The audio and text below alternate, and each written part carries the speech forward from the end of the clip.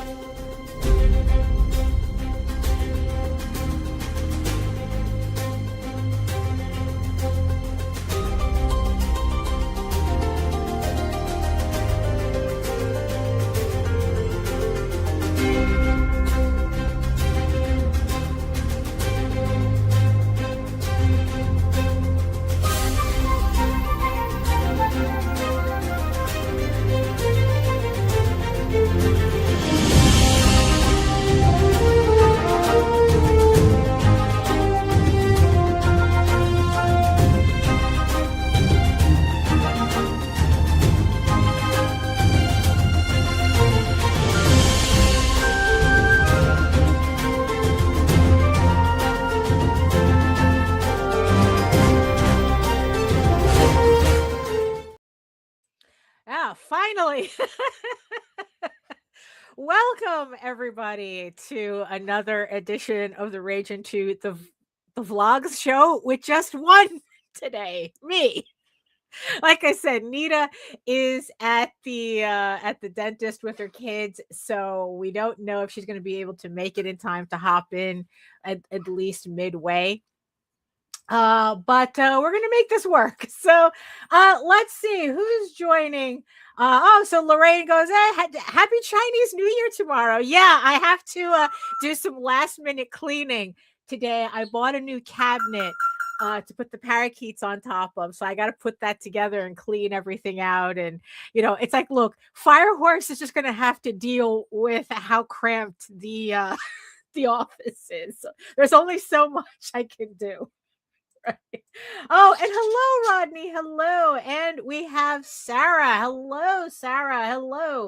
A lot of new people here today. Welcome. Uh, so uh, So yeah, so it's like, yeah, so this is a vlog show that I usually have my co-host Nita with me, where we just talk about indie comics and the work that I'm doing and whatever else that comes to mind. So it's kind of like a general vlog if you're just coming here for the first time. And if you are here for the first time, hello everyone. My name is Daphne Lage, and I am the artist for the furry fantasy adventure Tall Tales and the creator of Egoraven, Heir of the First Unicorn, a medieval fantasy drama you can read online at egoworks.com, and also that you just saw the trailer for the Kickstarter to issue 12 of this 16 issue series. The link is in the comments and in the show notes. And yes, I see you, our beautiful eyeball people watching from regions beyond. If you are joining us, please hit that like, share, and subscribe button, and hit that notify me bell so that you can get notified whenever any of my shows go live. Yeah, so thank you all for joining. Like I said, it's just me today. Usually I have Nita, but she might be able to join us later on in the show. So I guess so a lot of has been happening. It has been a busy weekend for me. And and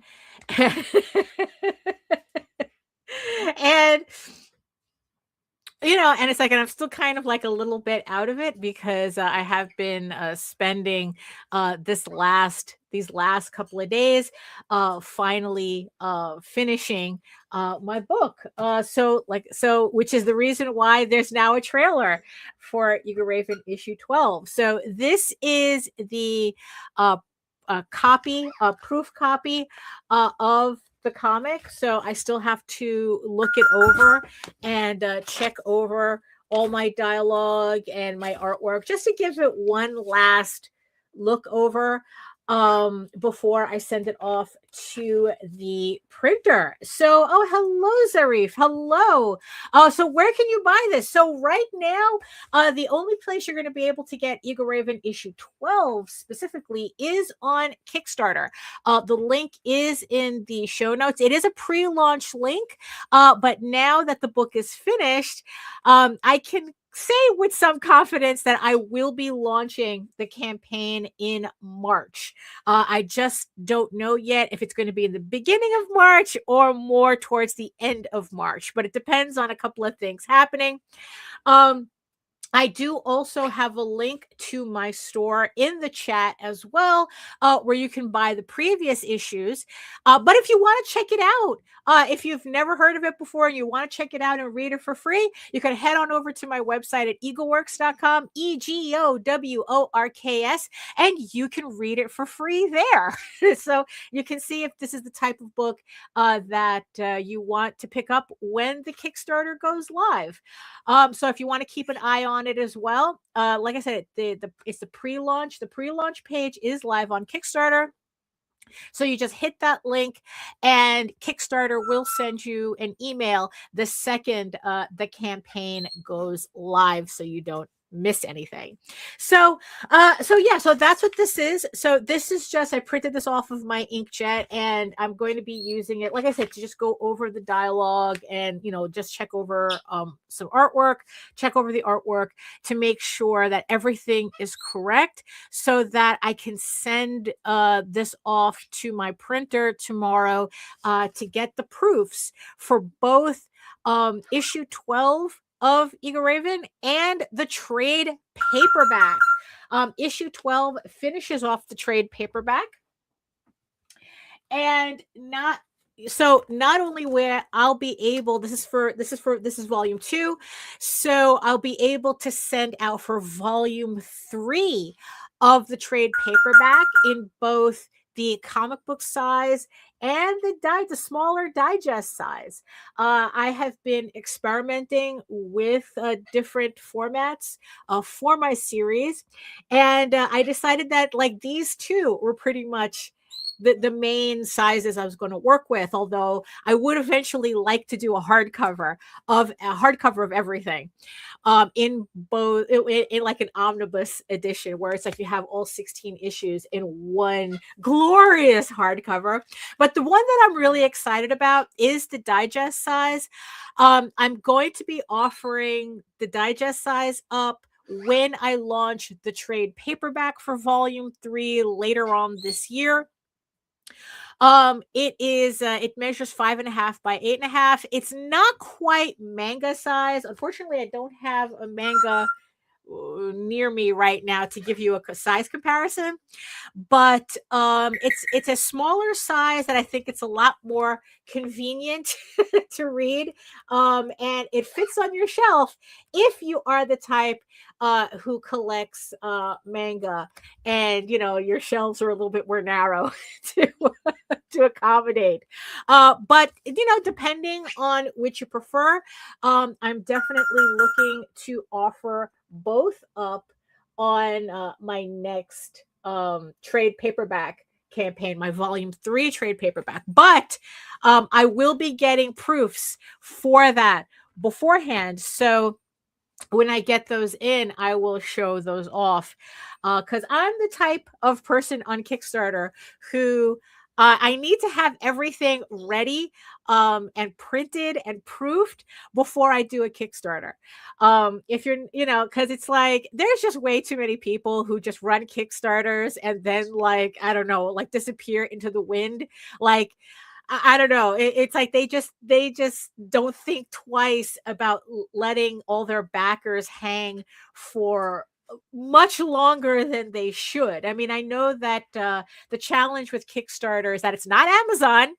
Um, that that it's like, you have to wait until after the campaign ends and after production on the book ends to get your book. It's not like you place an order on Kickstarter and you get the book in 3 days.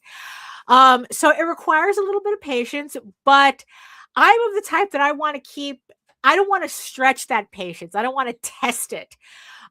Usually once I end a Kickstarter, I send, because everything's ready, in about a week, I do one final check of everything, send everything off to my printers. And then in about 2 to 3 weeks, I have my books back, and then I start fulfilling. So yeah, so like I said, it's not exactly Amazon, but you will get your books within a reasonable amount of time.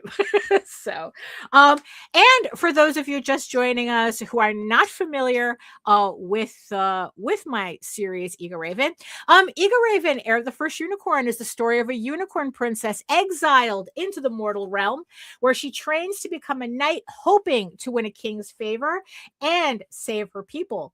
In issue 12, right here, of this 16 issue series, Egoraven, the rightful heir of the enchanted kingdom of Edenron, faces the elf prince Rillian and a trio of elves from her past, challenging her right to lead and rule.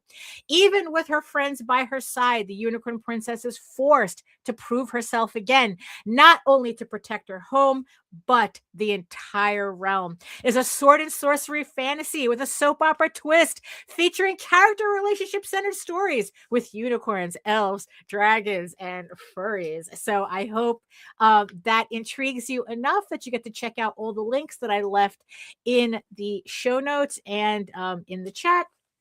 And yeah, and I hope to see you when the campaign goes live. Yeah, so that's the major thing that I've been doing these past couple of days. I've been really trying to finish this book because I have a lot of stuff going on that I have to finish, a whole list of stuff before the end of the month. I have another campaign, House of Bob, which is my erotic furry portfolio campaign. All of those sketchbooks, well, most people who just pledged to the sketchbook, they all should have received their books by now. Thank you everybody who supported that campaign. You can check out my links on Fur Affinity for that. And I am currently in the process of working on everybody's commissions for the House of Bob campaign. I want to get all the commissions penciled out by the end of the month, so that in March I could just spend the time that I have, what time I have in March, to actually just work ink and color as much as I can to get as many of these pieces, if not all of them, all out to their respective backers by the end of April. And then we can finally close out that campaign as well.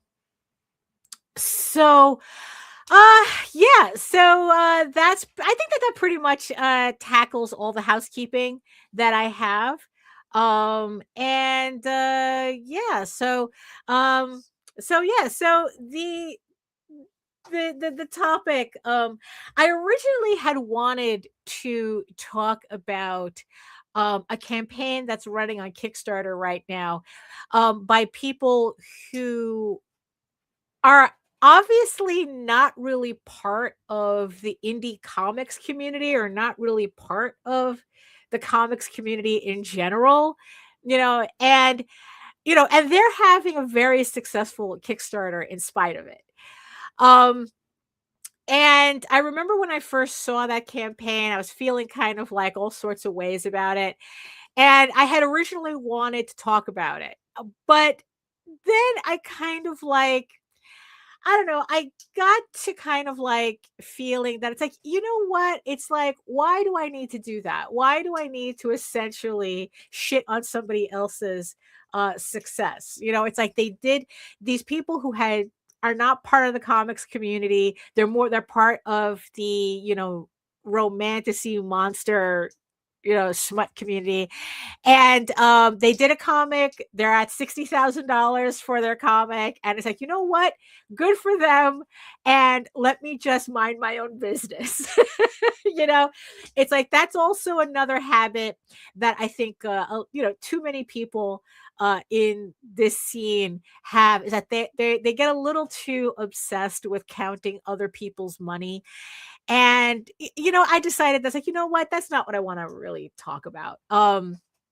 It's like there's plenty of salty people online that you can, if you're into that kind of thing, where they talk more in depth about that. But so I decided not to really add. You know what? I probably added my 2 cents already on the situation. And I'm just going to leave it at that. So instead, I decided to change the topic to something more creative oriented. Because why not, right? It's like, we did a previous show where we talked about how a lot of comic book people, they spend a lot more time talking about the business side of comics rather than their creative side, for whatever reason. It's like but you could check out the previous episode for that. It's called Your Passion is Cringe. And I get more into detail on the previous episode of the vlog. So, so for this one, I decided, or more likely I was challenged, that it's like, look, I had this frustration of seeing all these creators not talking about their creation process. And I was pretty much told, it's like, look, if that's the type of thing that you want to listen to, but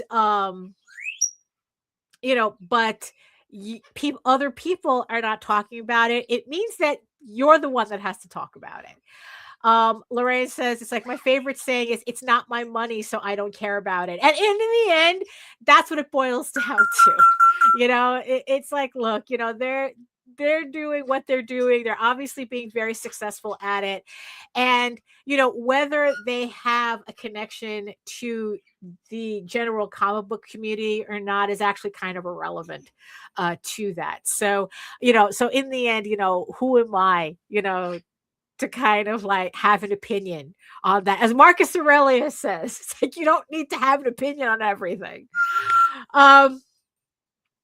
So one of the things that I've done in the last couple of months that I felt like that really has gotten me on this like more like creative angle to my work instead of like the business angle. Like I spent so much time on the business angle and marketing and trying to like figure out the tea leaves with that, only to find out that at the level that we're at, marketing really doesn't apply to us.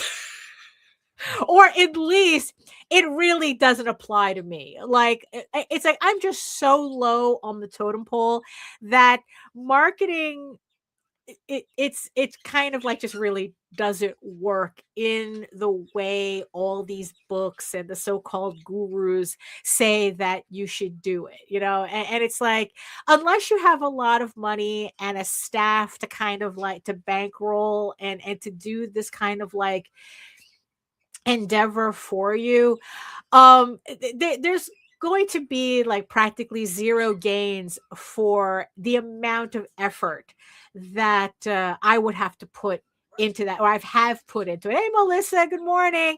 Yes, I'm trying both the vertical and the horizontal mode in StreamYard. I was playing around. I started playing around with it on the last episode. And for this episode, I changed some of the graphics so that they would fit better on the vertical, or at least look better. So we'll see. There's still a lot of tweaking that needs to be done. And when it comes to videos, they don't make a distinction between the two. So the videos are still going to be horizontal.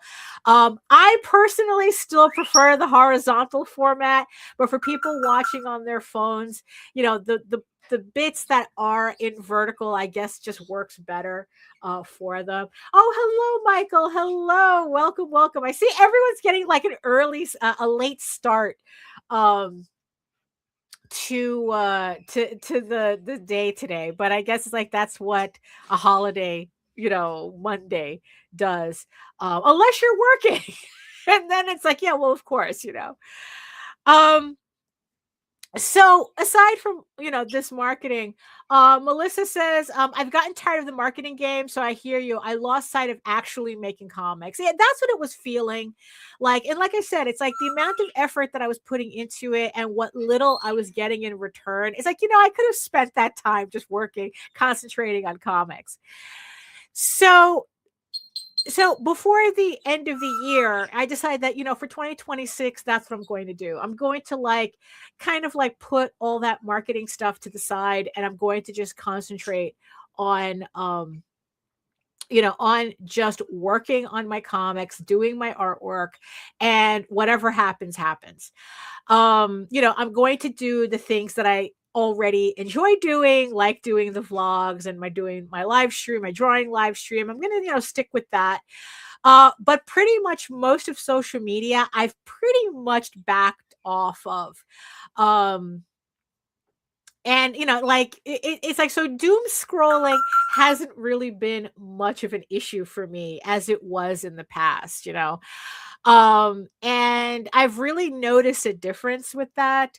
The less I spend online, the more I feel like a lot of more creative avenues open up for me in my work, because I'm not being purposefully distracted by whatever nonsense is going on online. um so because of that, I find myself writing more, I find myself drawing more, working on my comics more, and I just find myself just thinking a lot more creatively. And and it's like, and it's kind of, and I'm actually I'm actually enjoying this this kind of like environment that I've put myself in now, where it's like now it's like instead of watching, getting involved in bullshit online, I am now getting involved with the bullshit I put my characters through, which is a lot more productive, to tell you the truth. I've been writing more, like trying to do working out like a lot more lore. Yeah, that is this the best kind of bullshit. Absolutely. I've been especially playing around with lore for like the long game for my story, even though Egoraven is only like this particular story arc. This story arc, Heir the First Unicorn, is only 16 issues. The story continues well past that. I have a novelization for the series that I'm working on that has a lot of like scenes and extended scenes that aren't in the comic. A lot more lore in that, a lot more, like lore in that, in the novelization that I'm looking forward to putting that out. And then I have a sequel novel that comes after that, that I'm, that I haven't, because it's not on, it's completed. The first draft ish is completed. Because I'm always kind of noodling it without like doing an actual sit down and hard edit on it. And like the illustrations and everything. I mean, so I have that sequel novel in the wings.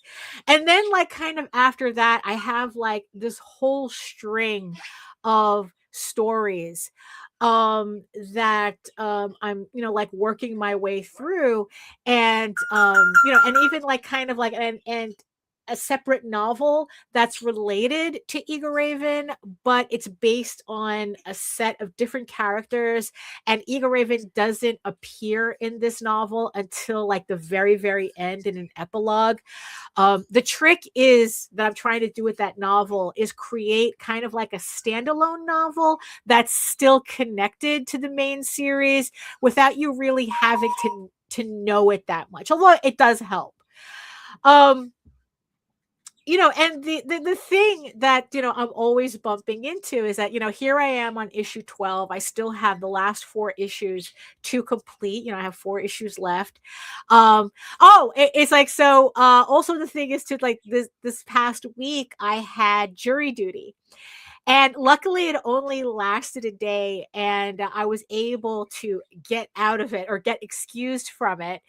Not more excuse. I mean, I got the little certificate at the end. I did serve, I did do my jury duty obligation, so I'm good for the next 6 years.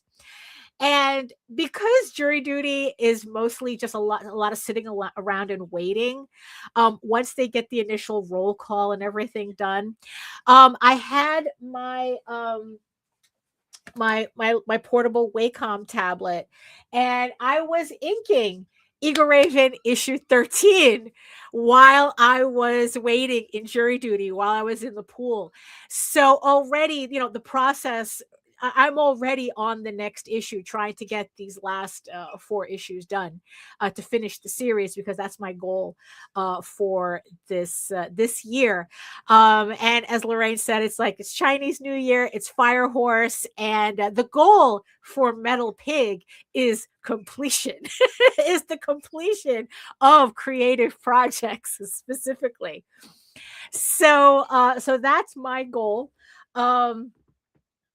Yeah, it's like jury duty is a one-time participation trophy is a good thing. Yes. The funny thing is that because I'm one of these weirdos that actually enjoys jury duty, I did get called in for, I was part of a group that got called in for a case, but it's like, as much as I would have loved to have stayed and gone through the whole process, because it was, not going into detail, not that there was much detail that was given, but it was a murder case.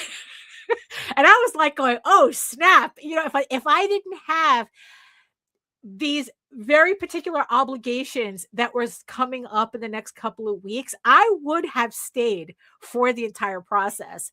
But I had to recuse myself from it. It's just like, the judge did the oath. He asked if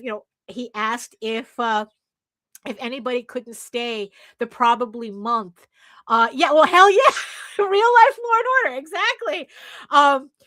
Like if nobody, like the case was going to take about a month, and it's like if you couldn't stay, to just raise your hand.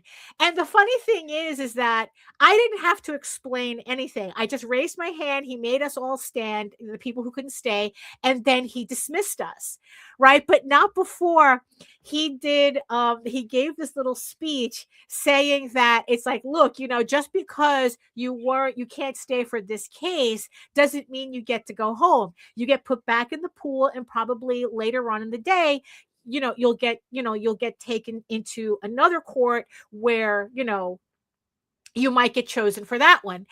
And I was like, well, okay, I'm here anyway. So it's like, look, if they send me into another court, my answer is still the same. My situation doesn't change in the couple of hours between two court cases as to whether I get to stay or not.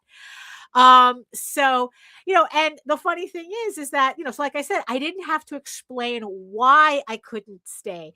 I just raised my hand saying, it's not happening. And they just let me. And then I realized that was the purpose of putting us under oath before he asked that question. Because I didn't realize it until afterwards. Like, oh, of course we don't need to explain it. Because we're already under oath, the expectation is that we're telling the truth, that we can't stay. So works for me. And then like the ironic thing about it is that for all his speech about, oh, you can't just go home afterwards and blah blah blah, that's exactly what happened. I think it was like me and like 7 other people, we got sent back to the main jury room, the main jury pool. We put our little cards in a basket, and then like within 10 minutes the guy came out with our little certificate saying that we had served, that we had served jury duty, and that we can go home, and that's it, and we were good for 6 years. So like I said, it worked for me, right? But the whole thing is that I was, while I was waiting there, I was drawing Egoraven issue 13. I mean, I swear to God, this Wacom portable tablet, the Move Ink, best $600 I ever spent, because the fact that the time flew that day in jury duty, because I was working. I was doing in jury duty what I would have been doing at home. So that, so it completely worked out. Like I said, I would have stayed. I would have stayed, but I got too much shit going on, and I really couldn't have. So Melissa says, it took years to get called for jury duty, and then I didn't even have to go in at all. They didn't even select me as an option. Yeah, that's what happened to Jose. He got called, he got the notice for jury duty, and you have to call like for a week.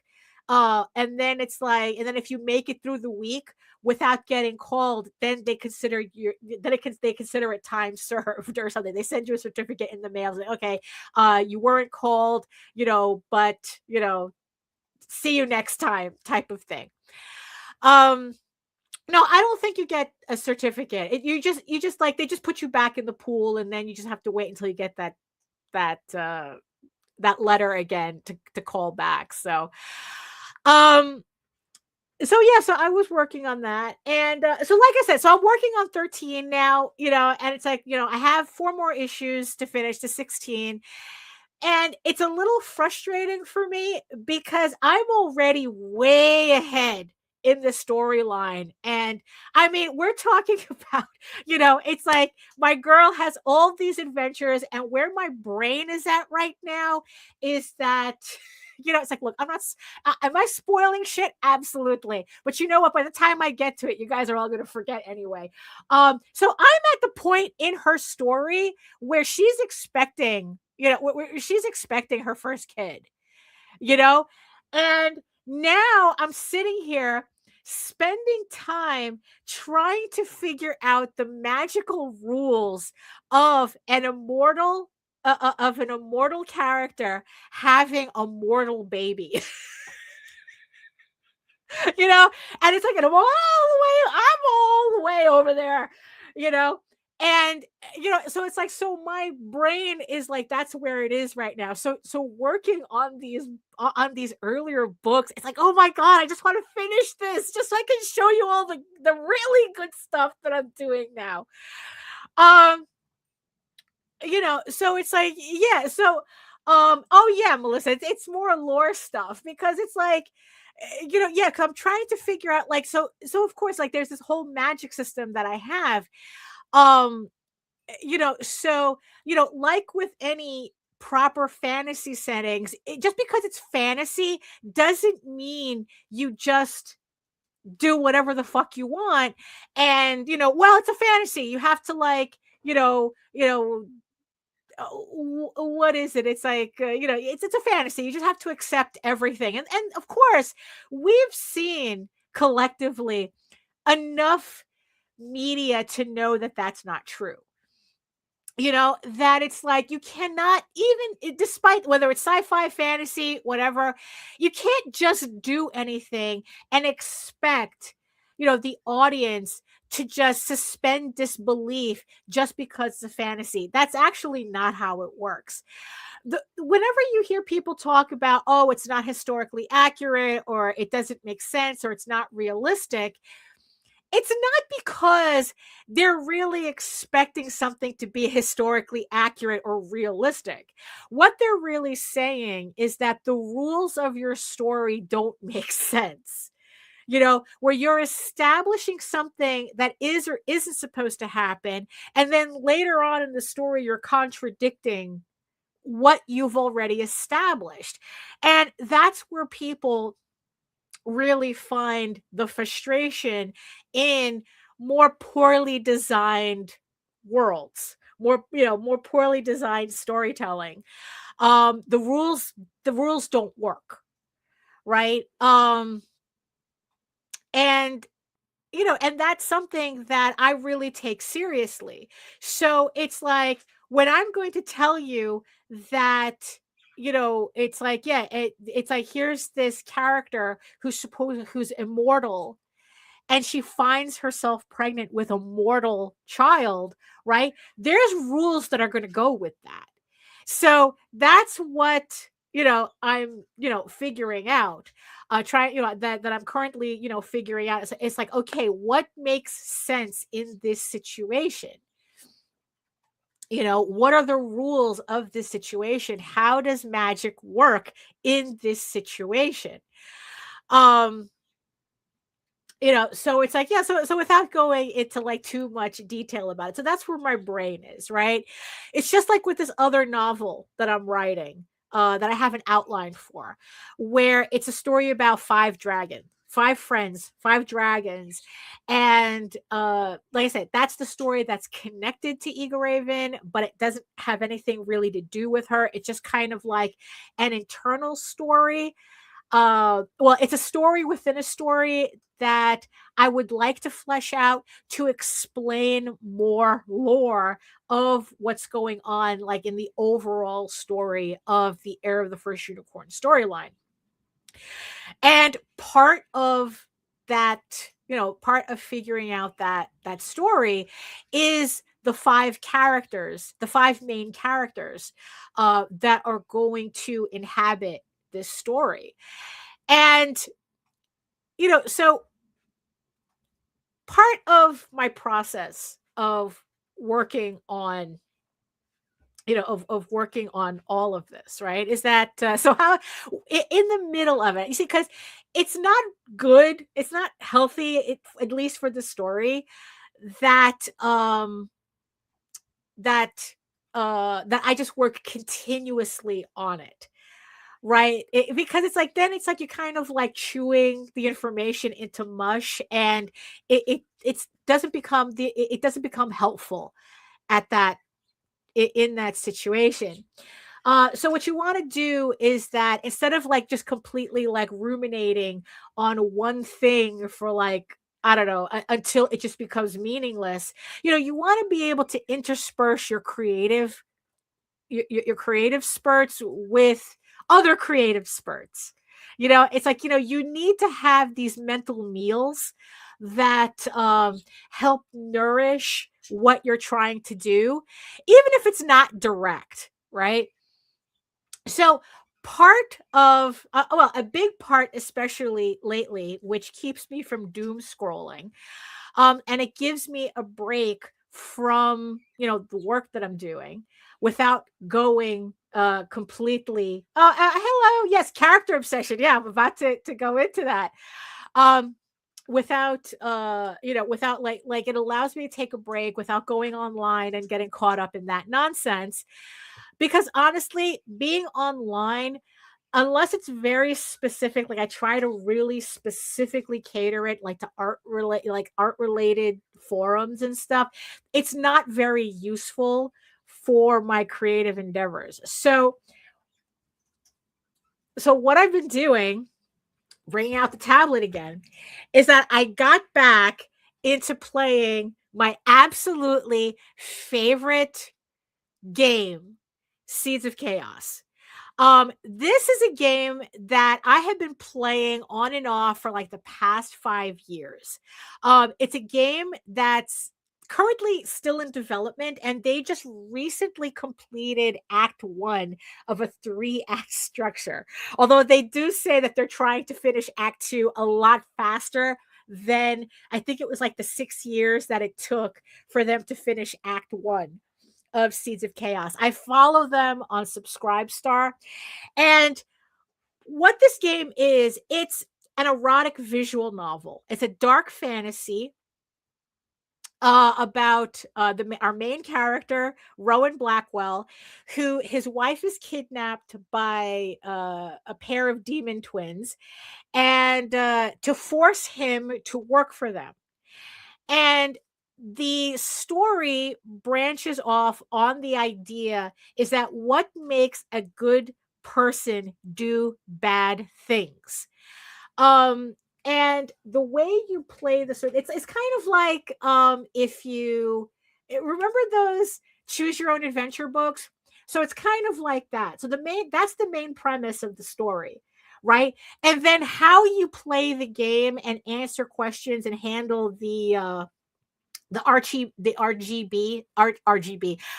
RPG aspects of the game, because it is a game, because it makes you, there's, even though there's a storyline, a through line, you still have to make decisions, and those decisions determine whether your character, the Rowan Blackwell, ends up saved or corrupted at the end. And then there's various degrees of that. So this game had, like I said, it's had me in a chokehold um since I first found it, because I was researching how to do a visual novel and this came up. And and it's like, and yeah, because I know for a fact this scene doesn't lead into anywhere. Because, like I said, it is an erotic novel, and depending on how you play, the sex scenes are the rewards, depending on how much you corrupt the character. The initial game that I've just played recently, I tried to keep it. I wanted the happy ending, which required me to avoid most of those scenes. So all of my replays, um, so there's my boy. There's my boy Rowan. And this character especially, like I said, we're talking about character. This character, I am completely obsessed on. Him and his wife, they are my true pairing in this. Even though the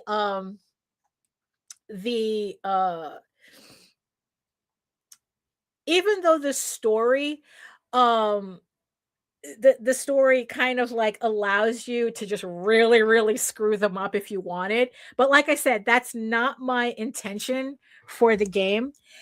And, or at least right now. See, now that I got the happy ending story, I know how to screw them up. late when I do like different runs of the game. And that's what I like so much about it, because it's like I must have played this game like to the end like several times already, but each time I play it, it gives me I try completely different paths. So I end up with different scenes, I end up with different dialogue, and it's really fascinating to see how it changes depending on what I do, what decisions I make, for the character. And playing this game really, really fuels my creative juices. Like every time I play this game, I just want to write like crazy. It's like, holy shit. Like, it's like this. Like when I say I'm obsessed with this game, I am obsessed with this game. Like I actually did a series of mini comics based on me playing this game when I first played it. Where it's like I literally have, cartoons in my sketchbook where I'm working out strategy. I'm playing like, so this is me and my OC. This is Loki, and we're both, and so I'm dressed as Rowan Blackwell and he's dressed as the villain, Andres, and it's just us talking about playing the game. And I would just like be figuring out strategy, like just talking about strategy for the game as if, we were playing the game together. And and then it's like, and like in this one, we're talking about like how to unlock certain scenes. And and it's just like, and then it's like there's this whole thing about they find out that we thought we were playing the game by ourselves, and it turns out Egoraven's playing the game too, but she's playing, like fully corrupted. The joke being that I'm playing the game too timidly. Loki is telling me to lighten up. It's just a game. And here Egoraven is playing the game completely on dark mode. Like that's literally how this game has me in a chokehold, where it's like I'm making fan art for this game that I use to kind of like to help me work on my own stuff, to kind of like to inspire me to work on my own stuff. And in this particular thing, right, especially with this novel with the 5 dragons that I'm working on, and just like in general, right, the thought of what is it about Rowan Blackwell, the way, especially the way his character can change in the story, but the trick is that he has to be a compelling character from the very beginning for me to care to see him through to the other side. And there just seems to be kind of like this fine line when we're talking about characters in general, when we create characters. Like, what's that fine line with a character, whatever favorite character that you obsess on, right? Is, what's that fine line between a character that's like, oh, that's nice, and it's like you read a book and you just never, or you watch a movie and you never think about it again, right? Or it's like, like these characters live rent free in my head now. Like it seems to be like a very fine line, and it's a line that kind of like shifts in degrees, because that's where the word blurbo comes from. It's based on a tweet that somebody had made about Star Wars, how it's like you'll just see some bullshit character in the background and all of a sudden everybody is obsessing on that character. I think it was a reference to Rogue One, where I think in the trailer there was this little monkey character guy on a machine gun. You only see him for like a split second in the trailer, and like in the movie, if he has 3 minutes on screen, right, That would have been too much. Like the character's barely there. But between the trailer and between the movie coming out, there was this entire like weird fandom of this character. Where people were making fan art and like fanfic and all this stuff. They were creating this entire environment around this character that doesn't last for 3 minutes in the actual movie. And someone had made a tweet, it's like, yeah, there's this character named Blorbo, whatever the fuck is in the background, and that's the character. Everyone's like, no, Blorbo, we want to know more about Blorbo. And that's where the word Blorbo became to mean the character that you're obsessed with, or whether it's an OC or a fan character, or like fan, something, like Batman is some people's Blorbos, that type of thing, right? Like nobody had to know anything about this character, and people became feral over. And there's been other examples of that too, and it's like, and then it's like, conversely, you have characters that are introduced with all this lore and all this backstory, and nobody gives a shit. It's like, oh, okay, oh, that's nice. You read the book and it's kind of like, oh, and then it's like, the second you close the book, look, you're reading the book and you don't remember the character's name, right? So it's like, so how is it that some characters can literally just show up and everybody's like, going, yeah, that one, right? And then you have the character that has all this meticulous world building and nobody cares. And and then it's like, we have my boy Rowan Blackwell in the Seeds of Chaos game, right? And it's like, what is it about this character that it's like no matter what he does, I'm there.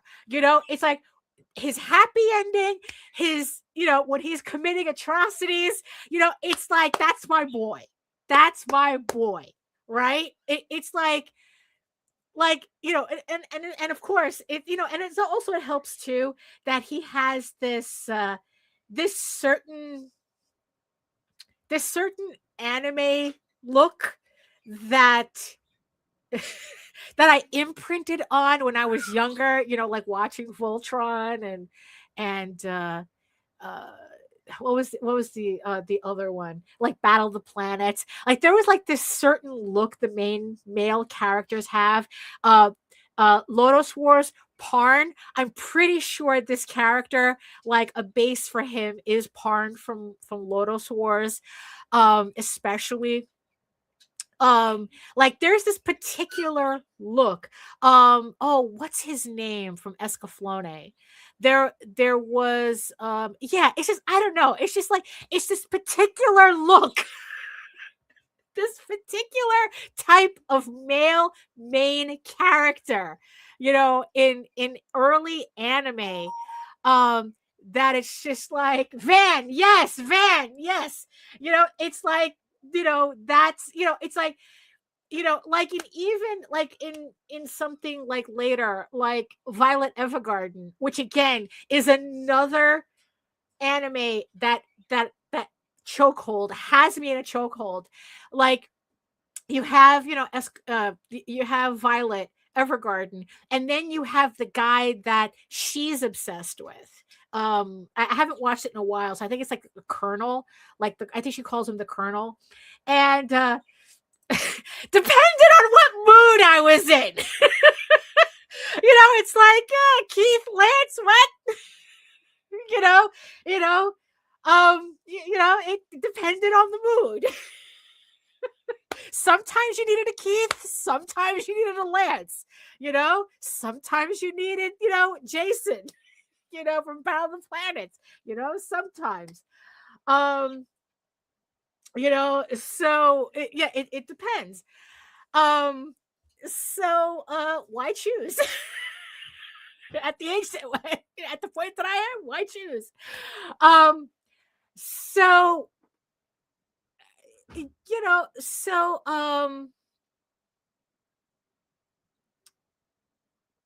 so yeah, so it's like, so no matter what happens to this character, I am side by side with that character, no matter what, right? And then it's like I had recently read Legend of Earthsea, right? Or was it just the Earthsea? I think Legend of Earthsea might be another one, another one of her books by Ursula K. Le Guin. It's like this is supposed to be. Oh wait, Michael says I remember that time when I was a kid when the male leads looked so much alike that I got confused if it was the same character.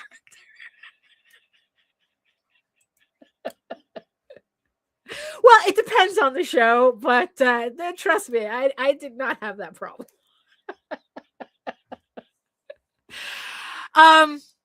So I was reading Earthsea, and this is a book that's considered a classic of literature and blah blah blah, the whole thing, right?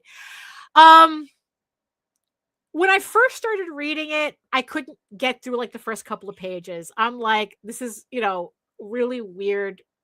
Not a weird writing style, but what I felt was like kind of like, and archaic is kind of the wrong word too. It was just like an old-fashioned type of writing style that I really wasn't into at the time, so I didn't get that far into the book. And the reason why I had gotten back to that book was because I was reading one of my novels that I picked up at Monsterotica. And the writing was so amateur, to put it lightly.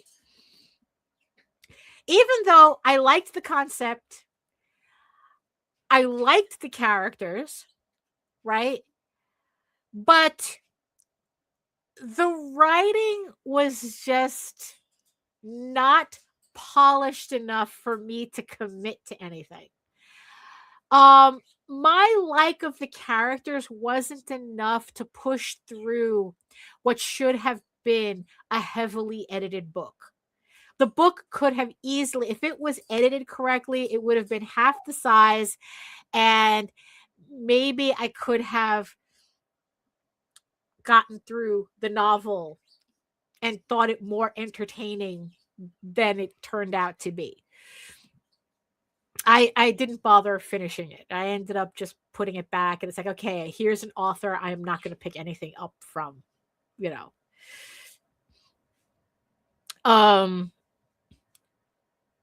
it's like, and that's kind of the thing. It's like, and mind you, it's not like the characters were that deep to begin with. I mean, they were very typical of the genre, the monster smut genre. They were enough to be what I was expecting, but the execution wasn't enough for me to commit to the characters, to care that much about the characters and what they were going through. So because I was so disappointed by the book, I ended up reading Earthsea instead.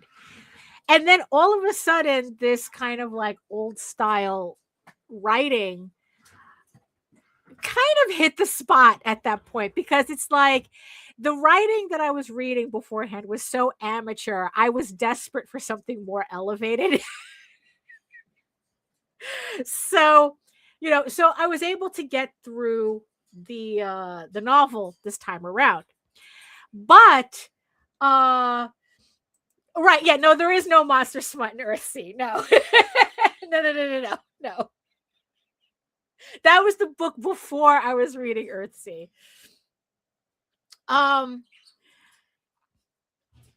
Although reading it explained Ursula K. Le Guin's criticisms of the Studio Ghibli Earthsea movie. Like, I read the book and I completely understood. It's like, oh, that's what she was complaining about. Side note, her big thing about the animated Earthsea movie that, what was his name? Guo Miyazaki, the son, did. Her biggest complaint was that it was very white. Like they pretty much stuck with completely white characters. And when you read the book, when I read Earthsea, you can see how Ursula K. Le Guin goes out of her way to really show you that this is a diverse world. She describes characters exactly how she wants you to imagine them. And so when you watch, so now that I think on the Earthsea animated, it's like, oh yeah, it's like they just like didn't even try to kind of like imitate that, and it's like, and I understand now why she was upset at the animated movie. But I digress. So the writing style was just so elevated from this amateurly written book that I was reading, that I was able to actually get something out of reading the book. However, you could put a gun to my head and I couldn't tell you the name of the main character. The main character, like I remember the book start, like it introduces the character when he's like really young, like it pretty much like you see him as a child and he grows up to be this wizard or something. And holy shit, could I have not cared less? I couldn't have cared less about this character. Like he was even as a child, he was a miserable fuck. And this was supposed to be a YA book. And, and it's just like the characterization was just like, okay, she can write well, but I had the opposite problem, with this, where it's like her writing style was sophisticated enough that I was able to read through the whole book, but her characters were completely forgettable. Like I said, I couldn't tell you under pressure what the main character's name is. I can kind of remember, the journey, the fact that he accidentally resurrected this shadow thing that attached to him, imprinted on him, and he had to chase it across the world of Earthsea. And it's like, okay, like I swear to God, I remember when I saw the animated Earthsea, and I go, how do you make a dragon fight so fucking boring? And then I read Earthsea, and that's exactly what Ursula did. Like, there's an entire scene where the kid fights a dragon, and it is just like the most straight-faced, boring shit that it's just like, it was just something that I read through. I mean, it wasn't something that I had no sense of real investment in the story, that it was literally just her technical writing, her technical skill at writing that would kind of like got me through the book.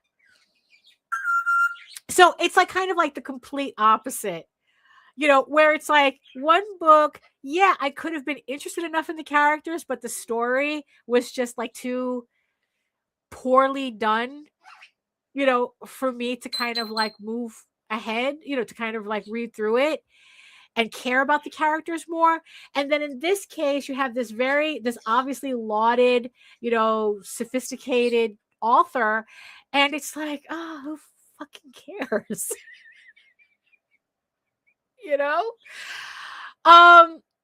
So it is, so it is kind of like weird to kind of like, yeah, it's like what is it like, at what point do like, and the thing is that we all have different characters that we consider like, oh, this is this is the character I'm going to obsess on, and this is the character I'm going to ignore. Right? Because it's like, you have people who obsess on Batman, like Batman's their Blorbo, Superman's their Blorbo, Wonder Woman's their Blorbo, and I could care less about those characters. Does it mean that they're bad characters? No, it just means that there's something about these characters that don't resonate with me.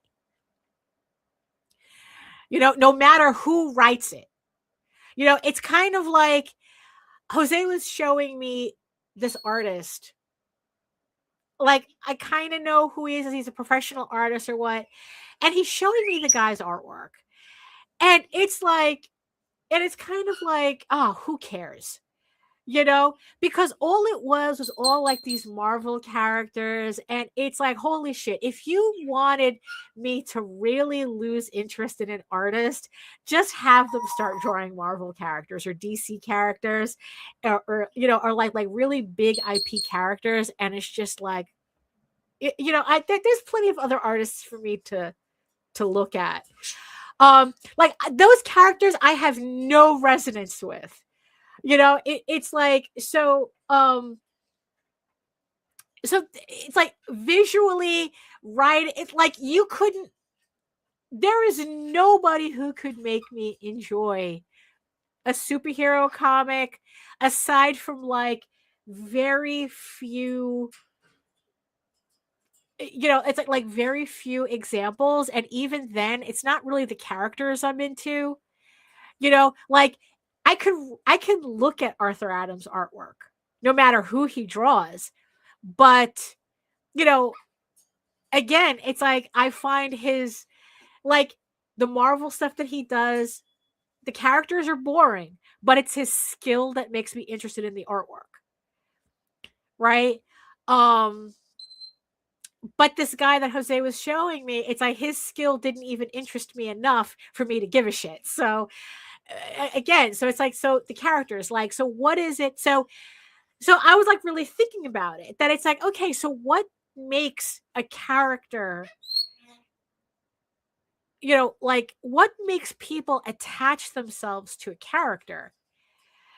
And I think that a part of that analysis is that there has to be like a good character has to have a certain level of projection in them. Like you have to have them fully fleshed out, or not even, but they have to be fleshed out with enough room for the viewer to project onto them somehow. And I think that that's where the connection comes in.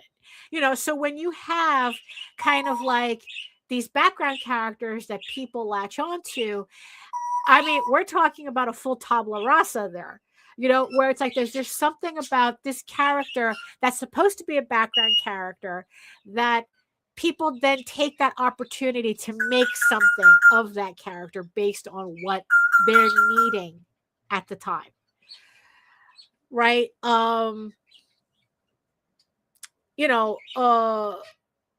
It's kind of like take something like Avatar, right? Where it's like on one hand you have people saying that these are the most brainless bullshit movies ever to exist, yet the shit still makes over $1 billion at the box office. So it can't be that bullshitty. Right? But this last one in particular really pushed a lot of my buttons. And where the first two movies, and mind you, I love this series. I love the Avatar series. The James Cameron Avatar. I am not familiar with The Last Airbender, and to tell you the truth, I think this is an example of like James Cameron's Avatar characters resonate with me, but Avatar The Last Airbender characters don't do anything for me. Like, I could care less about that series. As much as people keep saying that, oh, the storytelling's tight and everything, and the characters and the symbolism, it's like, I could care less. Couldn't care less. And and it's like, it's like, and I think with like Avatar, James Cameron's Avatar, it has like a lot of things that I don't know. It's like, maybe it's the lushness of the environment that he creates, right? The basic, Pocahontas in space story. Maybe, I don't know, maybe there's something about that I like. Maybe it's 7-foot tall cat guys, cat people. Maybe that, blue cat people. Maybe that might have something to do with it. Which only later on that I realized completely explains Ice Planet Barbarians. So yeah. So when people joke that, James Cameron's Avatar had no cultural effect, all you have to do is look at the smut girlies to know, oh yes, it did. Oh yes, it did. So especially in this last one, right? And what I think I really liked about, what really like got me about Avatar, right, is not the main character, Jake Sully. He's not the character that I'm into, that I'm really following in this series. It's the corporal. I forgot his name. Because again, there is a certain brain deadness to Avatar. I'm not going to say it doesn't have it, but the personality of the corporal, who's the main villain of the series, that's my guy. That's my guy in the series. I mean, it's like there's just something about him that, yeah, like I said, that's my guy. And like with a lot of good villains, right? It's like, again, it's like there's a certain, I think that there's like a certain, they're villains, but there's just something about them. And the actor's really good too. Because he I think, was it him? He was in this other movie where he plays a blind, like a blind veteran, and he stalks these kids trying to rob his house. And that movie goes really, really dark. And it's like, and you think that he's kind of like the put upon like hero, like he's like kind of like the put upon, he's the sympathetic character, and then that shit goes like a complete 180 by the third act, and you find out that he is a really, really dark villain. So he's good at that. So he plays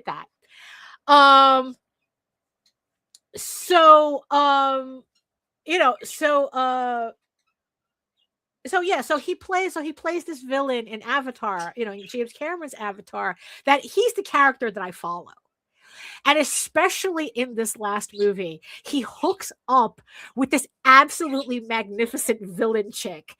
And that's it. It's like that. There's my, there's my team right there. There's my ultimate villain team. Oh, and the whale that chooses violence. Although he's not a villain, the whale is not a villain, but the whale chooses violence, and it's important to the story. So yeah, between those two and the whale and violence whale, it's like that's where I find my emotional resonance to the story, to these characters. And it's like, and it's just like, especially in this last movie, that the villains are just top-notch villains.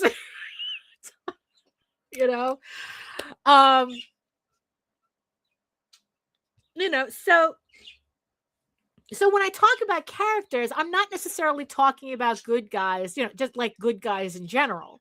I mean, it's like, because you can have a character and they're not, they could not be anything. They sometimes they're not anything.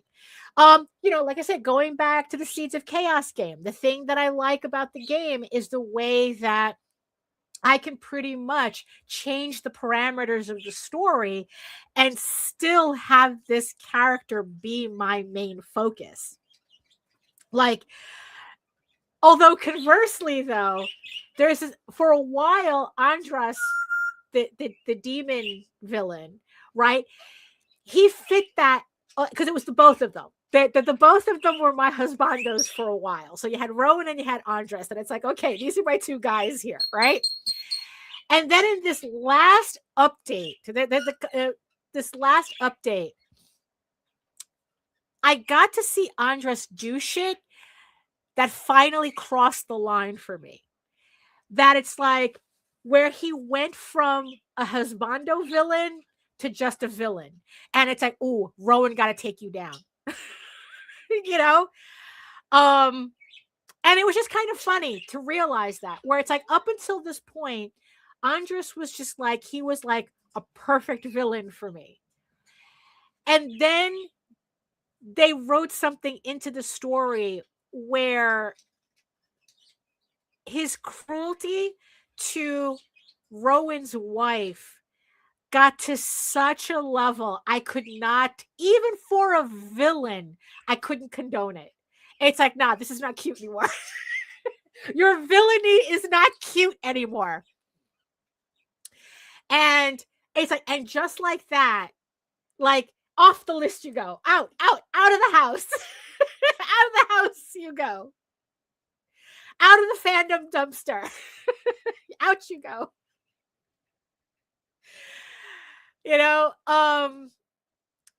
And I have yet to see Rowan do that.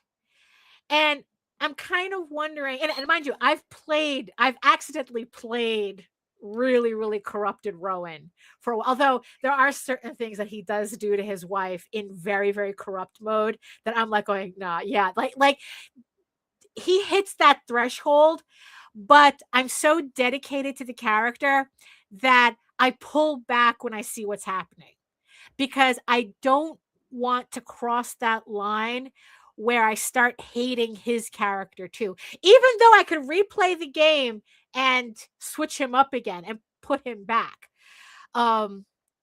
So now that I got the happy ending, the hero Rowan, I did the hero's path in the game. So now, like I said, now that I know how to play the hero's path, now I know how to like corrupt him and Alexia, that's his wife. I know how to corrupt them enough so that they could become tyrants together. That I could turn them into villains I can enjoy. I got to see them as heroes I can enjoy. Now I can corrupt them enough where they can become villains I enjoy. With Andras, you can't really, you're not playing him, so you're at the mercy of what gets triggered in the game. It's random. So, it's kind of like the weird shit that happens in The Sims that you have no control over, even though I've never played The Sims. So it's like, so now it's like I can turn them. So I have my heroes, and now I get to have villain versions of them. So it's called the corrupted, was it the corrupted couple path? Corrupted together. That's the path. It's the corrupted together path. Where they pretty much become a villain power couple at the end of the game. And now that's the part that I want to play. And and like I said, it's like every time I play this game, it really, really fuels my creativity because of all the different ways, like, because I think like this game has probably like a dozen writers on it. So depending on which branches you take, you're getting a different writing style. And it's very interesting to see, like, oh, like when I read the forums, people know if you play the game long enough and you know who the writers are, you actually start recognizing who wrote this and who wrote that. And it's like, and everyone, because it's a porno game, if you play it wrong or right, depending, depending how you look at it, because it's a porn game, everyone writes under pseudonyms. Like, so there are no real credits to the game. Like the guy who created the game, he goes by Lord Ariok. So if you wanted to find him on Patreon and you want to support him on Patreon, which I did for a while, his account is under Lord Ariok, right? The name of the company is Venus Noir.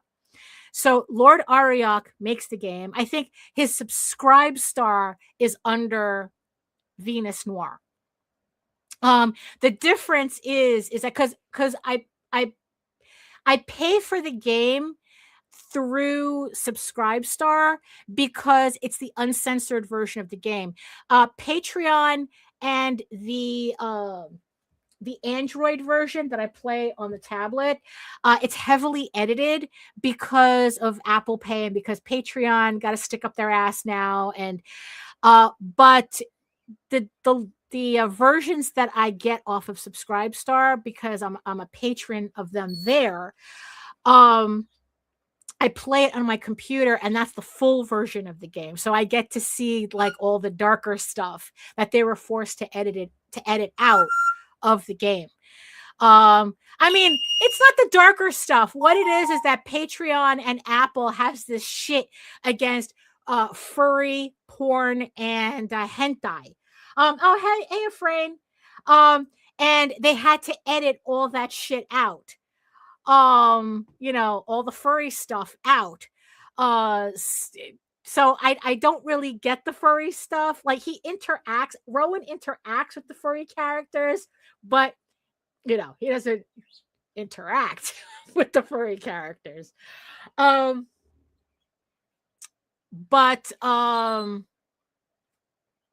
so it's like so if you wanted to like so I support them on that. And so everybody works under pseudonyms, so, and also they have their specialties, their fetish specialties. That, I mean, the whole thing, like the whole watching this whole project unfold is fascinating to me. And like I said, every time I play the game, it makes me want to write and create and just do all sorts of stuff and think about my writing differently and thinking about certain things differently. And and it's like, and it's like, and that's just kind of like one of the things. It's like, because I was talking to Jose, about this. It's like, what makes, it's like, because you see a lot of advice online about how to create a character, a compelling character. And Jose goes, that advice is bullshit. Because most of the time, the advice makes you create a character like you're creating a role-playing character. And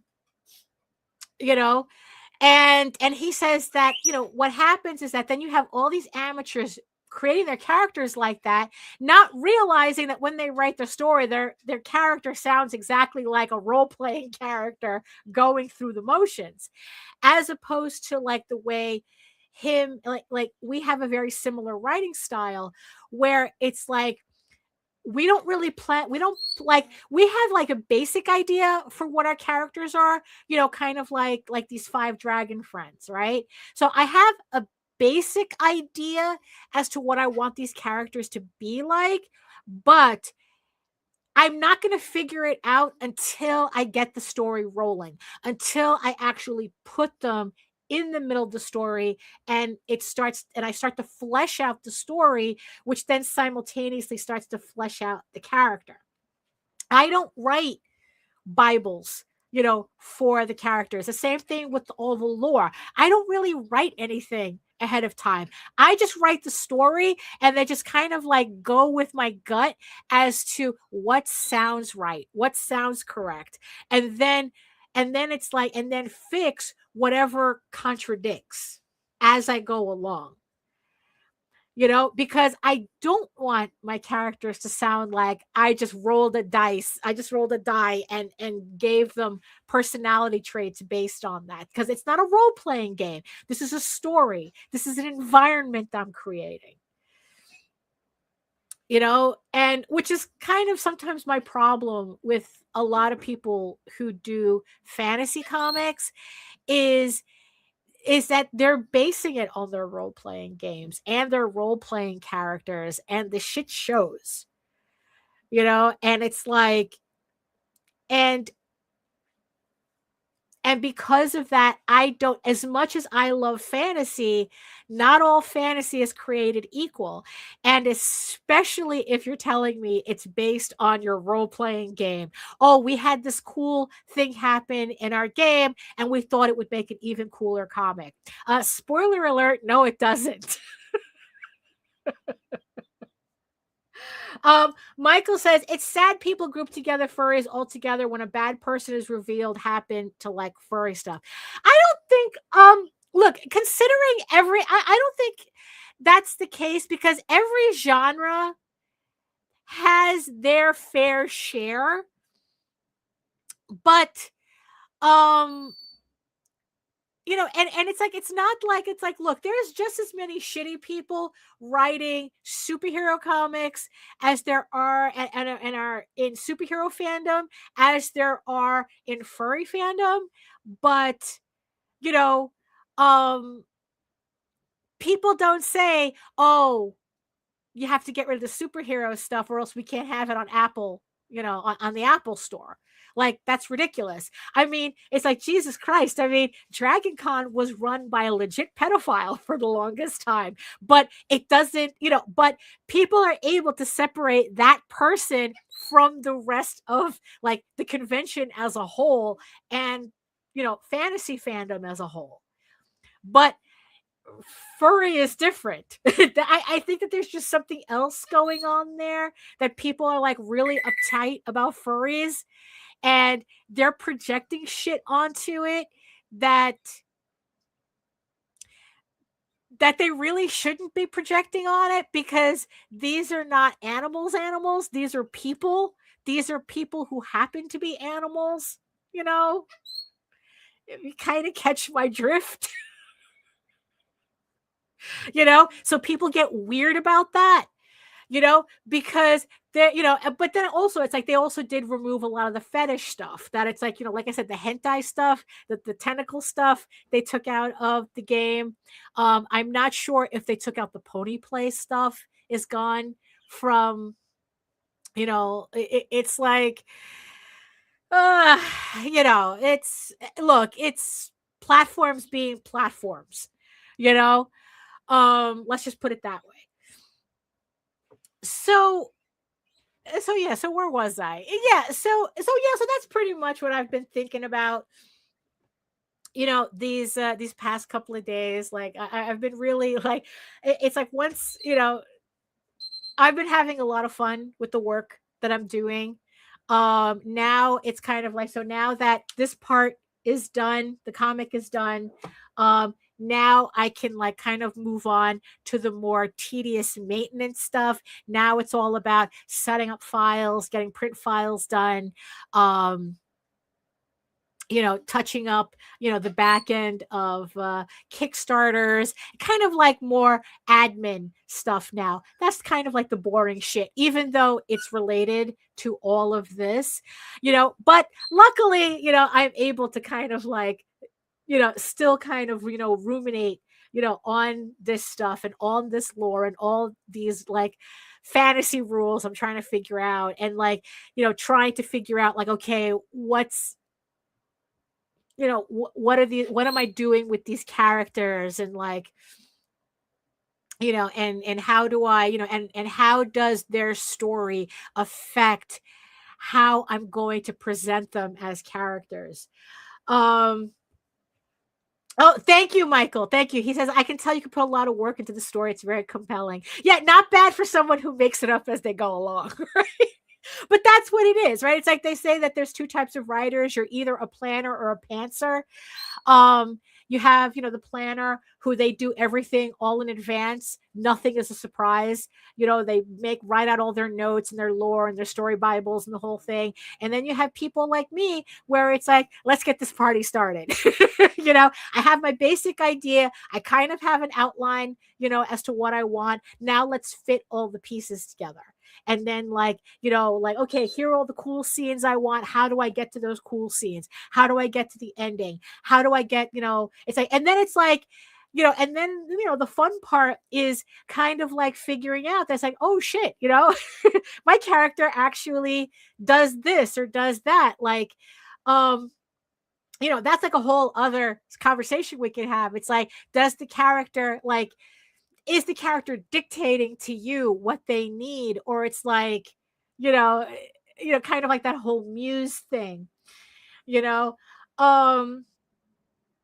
so it's so yeah, so it's just like, yeah, I put a lot of thought into this, and by removing social media in the way that I did, really cleared up a lot of space for me to continue putting that effort into my storytelling and my work, and to, and I hope that comes out in the work that I do, in the comics that I do, that it's like, thank you, Michael, that really means a lot, to say that's like, oh, I read Egoraven, and it's obvious that there's a lot going on here in a good way. And yeah, and you know what? And that's always, worth the effort. So we made it to the hour and a half mark. Unfortunately, Nita couldn't make it today, but I hope that you guys enjoyed, what I was able to bring to this lone table today. But you know what? It's like I had a lot of fun talking about this. Like this really is the type of topic. Let the other shows talk about business ad nauseum. It's like this is kind of like more the conversations, I like to have, with well, considering how I put my characters through situations. Considering how many situations I put my characters through, it's like, yes. It's like, I'm writing along, and all of a sudden it's like, oh, time to torture characters again. Time to torture the characters. Instead of time to make the donuts, it's time to torture the characters, But hey, that's where the story lies. My goodness. So thank you so much, everybody, for joining me today. Thank you so much, everybody in the chat, for keeping me company. Thank you so much to all of my beautiful eyeball people listening to me in the background. I hope that you got something out of it, that you were entertained, the whole 9 yards. At least if you listen to the end, at least I know I didn't bore you. At least there's that. But no, seriously though, it's like, I really appreciate everybody who spent this hour and a half with me. You could be doing anything else. You could be listening to anything else. And instead you are actually listening to me. And I appreciate every single one of you for that. And like I said before at the beginning of the show, while you're here, how about you hit that like, share, and subscribe button? Leave a comment. What's your take on what I said? If you're catching this on the replay, it's like, what are your thoughts on everything that I just said here about what makes a good character, a bad character? It's like, is it really about good and bad? Are they bad characters, or are you just not resonating with them? Is there something about the story that these characters reside in that does nothing for you? So is it really bad, or is it just not to your taste, or is it just not, it's not for you, right? I mean, that's, it's very easy to say something's bad and shitty and blah, blah, blah, but is it really? Is it? And that's just something, for us to think about. So leave your thoughts, down below. I really appreciate it. So that's it for me. Thank you, everybody, for joining.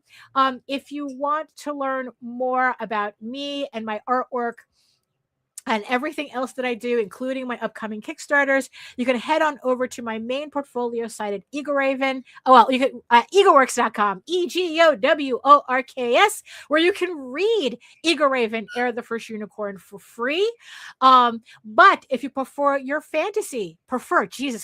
you prefer your fantasy to be more of a furry Lord of the Rings adventure, you can follow the link over to Tall Tales. That's TAILS online.com, and you can read the entire archive of over 1,000 pages there as well for free. And remember that Egoraven, Heir of the First Unicorn issue 12 is on Kickstarter pre-launch right now. Link is in the chat and in the show notes. And also, while you're here, before you go, while you're even on my website, don't forget to sign up for my newsletter, where you can keep up to date with all of my new art, sketchbooks, comics, Kickstarters, and also you can get a free comics bundle in PDF format just for joining. You can enjoy Egoraven for free, Tall Tales for free, and the Oswald Chronicles for free just for signing up. Click the QR code on the screen, sign up, and get all those books and never miss a thing. So thank you again, everybody, for joining me on this holiday Monday. I hope the rest of your day goes well, whether you're sleeping in or just trying to get through work. I hope it all just goes really fast for you. And you enjoy your day. And in the words of the ancients, eat your food, moisturize, mind your business, and do the work. Because when you actually do the work, you never have to fake any of your accomplishments. Thank you so much again, and we'll see you next time. I got nowhere else to go! I got nowhere else to go!